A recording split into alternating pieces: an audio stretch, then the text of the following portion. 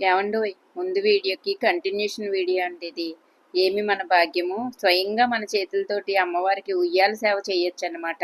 చాలా బాగుంది కదండి. ఇలా ఎదరికెళ్తే అండి ఇక్కడ చాలా మంది దేవుళ్ళు ఉన్నారు. చూడండి, నటరాజస్వామి అండి.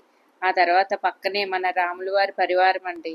ఎంత బాగున్నారో చూసారా. ఇంక ఇలా ఈ పక్కకు వస్తే షిరిడి సాయిబాబా అండి. ఇంక ఇక్కడ లేని దేవుళ్ళు అంటూ ఎవరు ఉండరండి.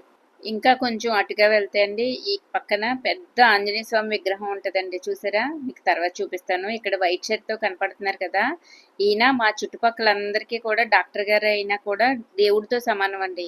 కొత్తపాడు డాక్టర్ గారు అంటే మా చుట్టుపక్కల మండలాల్లో మంచి హస్తవాసి గల డాక్టర్ గారు అని పేరండి.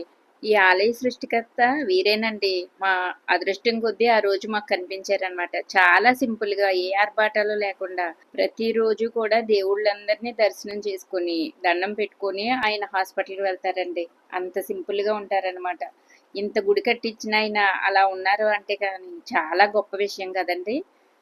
ఇప్పుడు చూశారు కదండి ఈ గుడి అంతాను. లోపల ఇంకా చాలా మంది దేవుళ్ళు ఉన్నారండి. నాకు ఈ షార్ట్ వీడియోలో చూపించడం కుదరలేదు. ఈసారి ఎప్పుడైనా వెళ్తే మట్టుకి ఒక లాంగ్ వీడియో వివరంగా పెడతాను.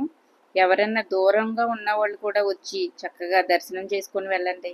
ఒక్కసారి కనుక ఈ ఆలయ దర్శనం చేసుకుంటే చాలా మెమరీస్ ని మూట కట్టుకోవచ్చండి. చాలా బాగుంటది అనమాట.